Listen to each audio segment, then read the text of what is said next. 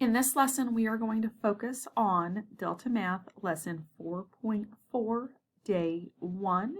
It is more on comparing functions. So as a quick review, linear functions, remember, behind a linear function is typically a linear equation in the format y equals mx plus b. It is so important that we know each and every piece of the linear equation and what it means. So please make sure this is in your notes. Whereas the rate of change, the slope, the letter m, so m means rate of change and slope. The b means the y-intercept, or where the x is 0, where the starting point is. Y is your dependent variable. Okay, it's the output, it's what you end up with. The x is the independent variable, or the input. Okay, and remember these can be set up in graphs or tables. All right, let's look at an example from Delta Math 4.4 Day 1. Start by labeling your notes. 4.4 Day 1, comparing functions. Okay, so we've been working with functions for a couple weeks now. Let's look at an example. Scientists are preparing 2 satellites to be launched. The equation y equals 3200x represents the number of miles y that the satellite Space Explorer A flies in x hours. The table below represents the number of miles y that the satellite Space Explorer B flies in x hours. Okay, so there's a lot of information here, once again, to unpack. So we want to start by looking, I've got some bulleted items. What is space A's rate of change? Okay, so we're going to try to find out the space A. Which one? So I see this table specifically says space B. So that's not going to be the information that I'm looking for. I am looking for Space Explorer A. And if I look up here, I see Space Explorer A. And it's giving me the equation y equals 3200x. So I'm going to go ahead and just write that down here next to where it says Space Explorer A's rate of change. I'm going to write that equation, y equals 3200x. Okay? Rate of change. Remember, what is rate of change? Oh, that's right. We know that equation, our linear equation, y equals mx plus b, whereas the m is the rate of change. So the rate of change is the number that is in front of the variable. So it's the coefficient, which is the number in front of the variable. So the 3200 is space A's rate of change.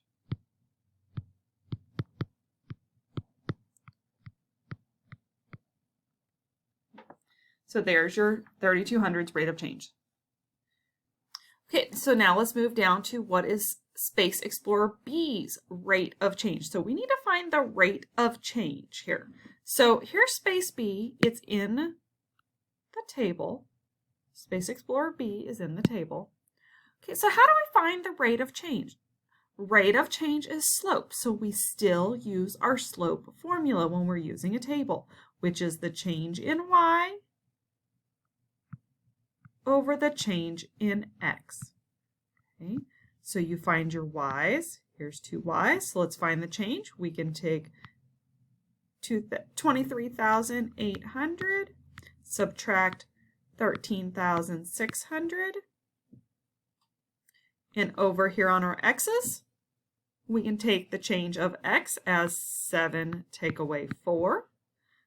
Okay, so our change in y was 23,800, take away 13,600, all over 7 take away 4. So that simplifies down. So do those calculations, and you get 10,200 over 3, which simplifies down to 3,400. So the rate of change for Space Explorer B is 3,400. Okay, so I'm going to clean that up, make that look just a little bit better. Okay, now that we know both Space A's rate of change and Space B's rate of change, so that's the change in their speed, okay, we can answer the question. Space Explorers A travels blank miles blank than Space B. Okay, so what we're looking for is how much farther does Space A travel faster or slower? So which one's going faster? So look down here. If the rate, this would also be known as the speed. So kind of talking about what is talking about miles per hour, we're talking about the speed of each of those space explorers. Which one is traveling faster? B is traveling faster. So that means Space A is going slower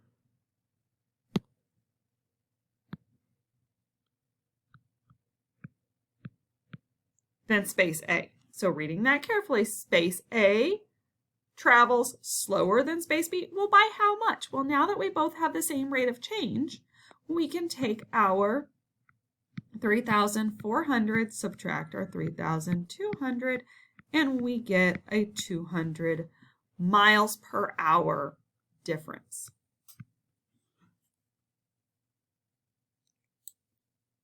Okay, so let's move on and look at another example. This is number 3 on the homework. 2 health clubs offer different pricing plans on their members. For their members. Both health clubs charge a one-time sign-up fee and a monthly membership fee. The equation y equals 40x plus 50 represents what health club B charges. The graph below represents health club A.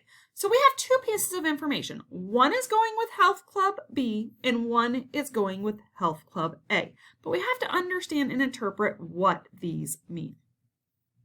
So let's look at this equation. We've been looking at equations for a while. So this equation, y equals 40x plus 50. They have told you that both clubs charge a one-time sign-up and a monthly fee. So, pieces of this information, if you're looking at y equals 40x plus 50, one piece of this information represents the one-time sign-up and one is the monthly fee. Which one is it? Think back to the previous lessons where we learned the different parts and what they represent. Remember, the y-intercept is the one time. That's the one time. So that's your starting point. That's how much you start by paying. Before you can ever go a single time, you have to pay the one-time fee. So the one-time fee is going to be at the back of the equation. So then the rest of this equation is going to tell us this is going to be the other part, the monthly membership fee. So this $40 tells us that is going to be the cost per month. So it's always great before you even start trying to solve this is to understand what the equation is telling you and what the graph is telling you. So let's look a little bit closer. Okay, so this equation that we just wrote up here was Club B. Okay, so this equation is Club B's equation that they use to figure out how much to charge their clients. Okay, and I know that because down here it says Club A. Okay, so when we look at that equation, you can say which one belongs to which, and highlighting that can help you understand. All right, so let's look down here.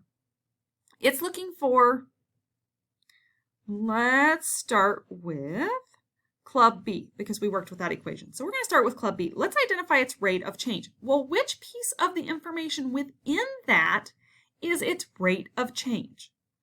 Remember, the rate of change is in front of the x variable. So the rate of change for Club B is 40. So that one was easy to find. Club A is going to take us a few more calculations to figure out.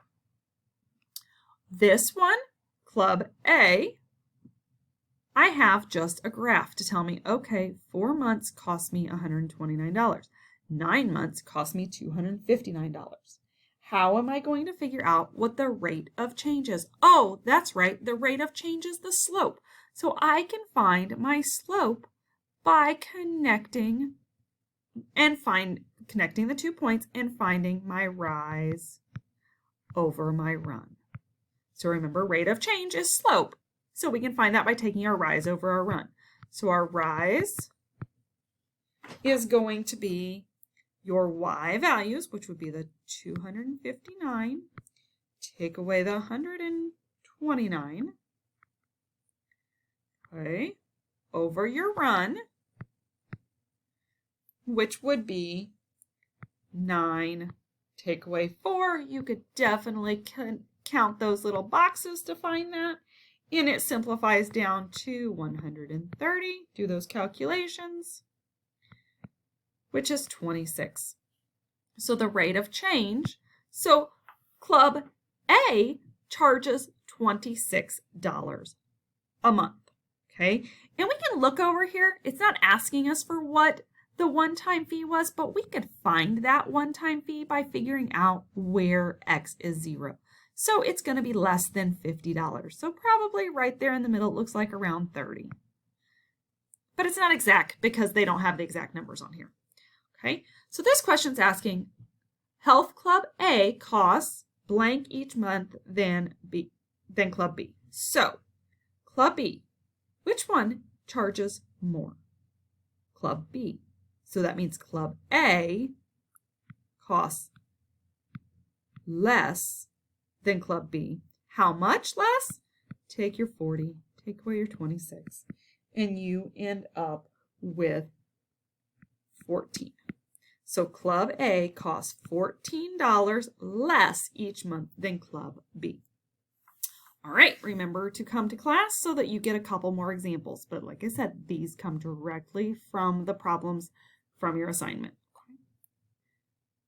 See you in class.